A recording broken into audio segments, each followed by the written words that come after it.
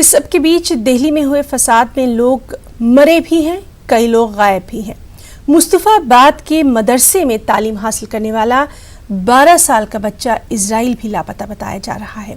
हमारे नुमाइंदे खुर्रम शहजाद ने गायब इजराइल के रिश्तेदारों से बातचीत की है। उन्होंने क्या कुछ बताया है, आइए देखते हैं।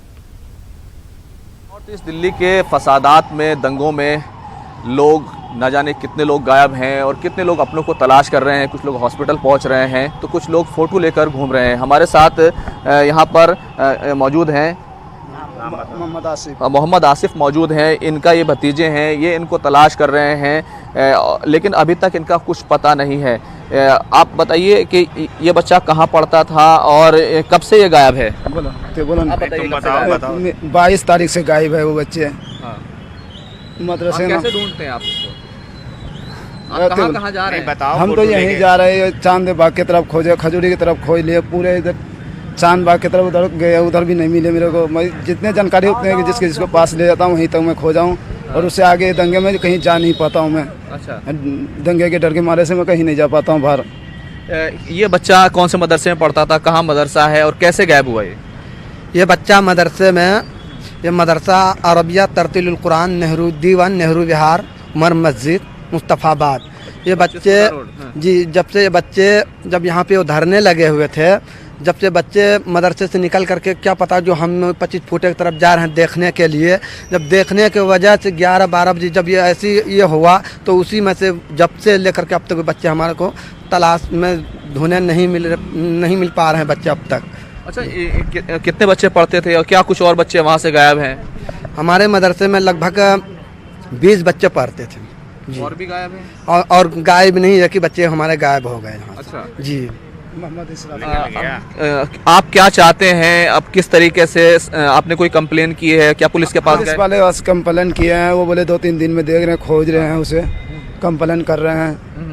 हम देख रहे हैं, तुम भी देखो ढूंढो कहीं पे, कहीं है, कहीं आदमी रुके हुए बताया, वहीं भी 9 नंबर 8 नंबर थाने में कंप्लेन की आपने? दयालपुर के थाने में। अच्छा, अब आप क्या चाहते हैं, किस तरह से ढूंढे, क्या अपील करना चाहेंगे, क्या कहना चाहेंगे, क्या अपील? अगर वो मिल जाए, और क्या कहने के लिए चाहेंगे, अगर मिल जाए तो उससे बेहतर क्या चीज़ है, वो मिल जाए। ये आपका परिवार कहाँ का रहने वाला है? बिहार का रहने वाला हमारा परिवार। ये यहीं पढ़ता था आपका? हाँ, यहीं बच्चे कौन से इलाके से? अररिया जिले का। अररिया जिले से। हाँ। ये क्या नाम था इस बच्चे का? इजराइल नाम का ये बच्चा है और ये 22 तारीख से गायब है। दंगों में अब तक इसका कोई ऐसा सुराग नहीं मिला है। ये अररिया ज़िले से है, यहाँ पर पढ़ता था 25 फुटा रोड नेहरू विहार मुस्तफ़ाबाद में। तो लोग अपनों की तलाश कर रहे हैं, लेकिन हालात ऐसे हैं कि वो खुद भी सही से तलाश नहीं कर पा रहे। पुलिस में इन्होंने शिकायत ज़रूर दर्ज की है। तो अगर किसी को ये बच्चा मिले तो ज़रूर जो है, चाहे न्यूज़ 18 को आप लोग बताइए या फिर जो इनके लोग हैं, या ये जो जहाँ पर ये मदरसा है, या तो पुलिस में ज़रूर कंप्लेन करिए। लेकिन अभी तक इस बच्चे का कोई सुराग नहीं मिला है और इसके जो परिवार के लोग हैं, इनके जो चाचा हैं, ये सब यहाँ काफ़ी परेशान हो रहे हैं। कैमरामैन गौरव सक्सेना के साथ खुर्रम शहजाद, चांद बाग, मुस्तफ़ाबाद, दिल्ली। वहीं मौजपुर और चांदबाग इलाके में हालात तेजी से मामूल की जानिब लौट रहे हैं। जुमे के पेश नज़र इलाके की मस्जिदों के आसपास पुलिस एहलकारों को तैनात कर दिया गया है। पुलिस ने इलाके के कॉरपोरेटर और जिम्मेदार अफराद के साथ फ्लैग मार्च किया और लोगों से अमन व अमान बरकरार रखने की अपील भी की है। कल 3 बजे के करीब आए थे साथ मीना जी।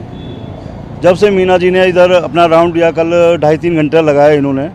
एक गली में 2-2 बार 3-3 बार इनका जाना हुआ।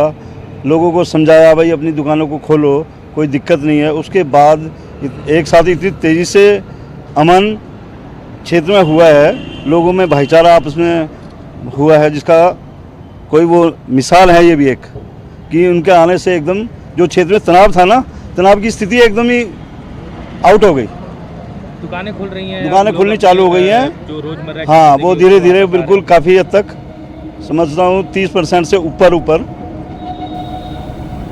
रिलीफ है।